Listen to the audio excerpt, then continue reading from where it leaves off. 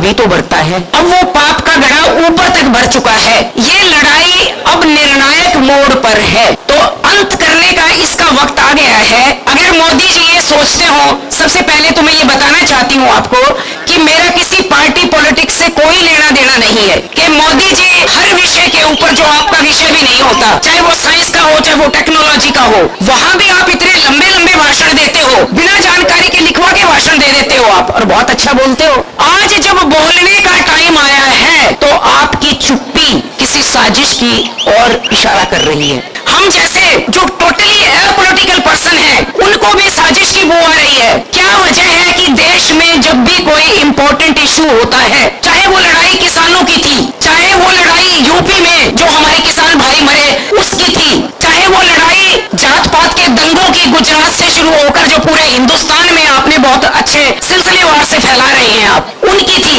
आप एकदम मौनी बाबा क्यों बन जाते हैं? मौनी बाबा तो वो आपने किसी और को टाइटल दिया था।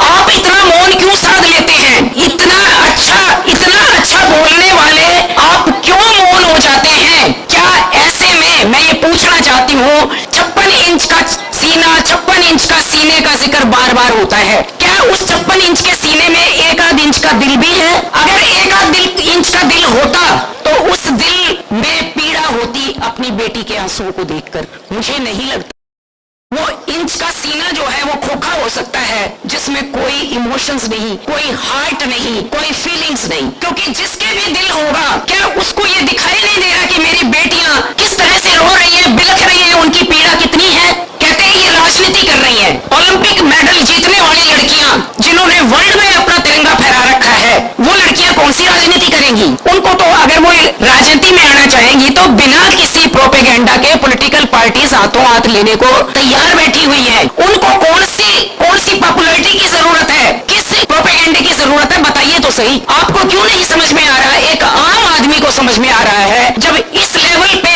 परफॉर्मेंस देके, इस लेवल की अचीवमेंट के बाद ये लड़कियां बिलख बिलख के रो रही हैं, और सिर्फ ये अपने लिए नहीं रो रही, ये अपनी छोटी बहनों के लिए रो रही हैं, जिनका रास्ता बंद हो जाएगा अगर आज न्याय नहीं हुआ तो। ये लड़ाई एक जनरेशन की या एक 10-20 पहलवानों की नहीं है, ये लड़ाई आगे आने वाली सभी जनरेशंस की है। फिर ये कहते हैं एक ही कौम के लोग क्यों शोर करते हैं? क्योंकि एक यही किसानों की कौम है। इसको जाति में मत बांटो, किसान सिर्फ किसान होता है, उसमें मुसलमान भी है, उसमें हिंदू भी है, उसमें सिख भी है, वो सब है। किसान सिर्फ किसान होता है, और ये किसान की ही बेटियां हैं जो मिट्टी में मिट्टी होकर, जिनको मिट्टी में सोना उपजाना आता है, उसी मिट्टी से सोने और चांदी और कांसा लेके आती हैं ये बेटियां। ये एसी में रहने वाले और डल्लप के गद्दे में सोने वाले घरों से नहीं आ सकती पहलवान बेटियां, बॉक्सर बेटियां। जितनी मार्शल गेम्स हैं आप कभी भी देख लीजिए, ये आपके और हमारे घरों से आई हुई लड़कियां हैं। जब मेडल एक लेके आएंगी तो ये लड़ाई फिर एक की ही रखोगे क्या? मेडल तो वो पूरे 140 करोड़ लोगों के लिए लेके आई थी।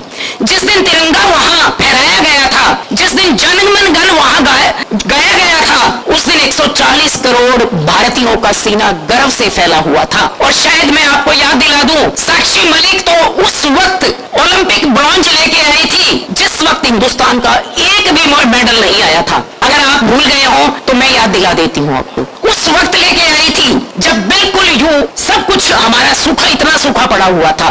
तो जब ये बेटियां सारे देश का गौरव है, सारे देश की आन बान शान है, तो ये लड़ाई एक कौम की और कुछ लोगों की कैसे हो गई? क्यों नहीं हम सबकी लड़ाई है ये? इसका फैसला करना पड़ेगा, ताकि हमारी जो और पीछे जो बेटियां हमारी लाइन में खड़ी हैं, अगर ये शोषण इसी तरह से चलता रहा, और शोषण इस लेवल पे, जब शोषण इस लेवल पे है तो नीचे क्या होता होगा? मैं उन जाट संस्थाओं से बिलोंग करती हूँ जो हरियाणा के 90% स्पोर्ट्स पर्सन को प्रोड्यूस करते हैं, चाहे वो मेल हो चाहे फीमेल हो। 90% स्पोर्ट्स पर्सन हमारी जाट संस्थाओं से आते हैं, और हम उन बच्चों का संघर्ष भी देखते हैं। वो बच्चे होते हैं जिनके घर में खाने के लिए भी रोटी पूरी नहीं होती। वो बच्चे होते हैं जिनको पता ही नहीं कि चल क्या रहा है दुनिया में। उनको सिर्फ ये पता है कि इस मिट्टी में से हमें अगर कुछ हासिल करना है तो इसमें मिट्टी होके ही हमें कुछ निकालना पड़ेगा। तो मोदी जी, बार बार मैं तो एक माँ होने के नाते आपसे यही कहना चाहती हूँ, चाहे 1 मिनट के लिए बनिए, एक 10-20 मिनट सेकंड के लिए बनिए, एक बाप बनकर बेटियों की पीड़ा को महसूस करो। कहीं ऐसा ना हो इनके आंसुओं का जो सैलाब है वो आपको संपूर्ण रूप से बहाकर ले जाए और हाथ पल्ले कुछ भी ना रहे। जैसे बाद में किसान आंदोलन को आपने इतना लाइटली लिया था, आपको लग रहा था इसको लटकाए रखो लटकाए रखो लटकाए रखो, कितने दिन बैठे रहेंगे, चले जाएंगे यूं ही बोलकर। जब चौधरी सतपाल सिंह मलिक जो गवर्नर थे उन्होंने आपसे ये कहा था कि मोदी जी इसको खत्म करो, बाई इज्जत इनको भेजो किसानों को, इनकी मांग अनुचित नहीं है, तो आपने बड़े गर्व से और बड़े अहंकार के साथ उनको ये कहा था मलिक साहब दहाड़ के चले जाएंगे, खाली है अभी फसल का टाइम आएगा तो चले जाएंगे। तो तब उन्होंने यही कहा था कि ये वो कौम है जिन्होंने 500 साल तो बाहर से मुगल और मुसलमानों के पैर नहीं टिकने दिए थे। आप किस कौम से का मुकाबला करना चाह रहे हो मोदी जी? अपने लिए संकट पैदा मत करो, ये यूं जाने वाले नहीं है। ये वो कौम है जहां हमारे गुरु गोविंद सिंह जैसे हुए हैं जिन्होंने पंच प्यारों को कुर्बान कर दिया। आप किस कौम का मुकाबला कर रहे हो? आपको समझ तब भी नहीं आई थी, आपके अहंकार ने आपकी आंखें नहीं खुलने दी थी। आज ये बेटियों का सलाब है। जिस दिन अगर आप गौर से पूरी महाभारत को पढ़ेंगे, जिस दिन द्रौपदी के केश खुले थे उसका अपमान हुआ था, उस दिन महाभारत का अंजाम लिखा गया था। उसी दिन डिसाइड हो गया था कि महाभारत का अंजाम क्या होगा, उसके आंसुओं से लिखा गया था। तो मैं ये कहना चाहती हूँ मोदी जी, हमारी बेटियों को इतना भी मत हल्का समझिए, कहीं इनके आंसुओं का सैलाब आपको बहा कर ना ले जाए, ये ध्यान रखना आप। और बेटियों के साथ हम सब खड़े हैं। हमारे बुजुर्गों के मार्गदर्शन के बिना तो कभी भी कोई काम पूरा नहीं हुआ। नौजवानों की शक्ति चाहिए और बुजुर्गों का मार्गदर्शन और आशीर्वाद चाहिए। हम विफल हुए भी नहीं है और होंगे भी नहीं, ये मुझे पूरा विश्वास है। धन्यवाद।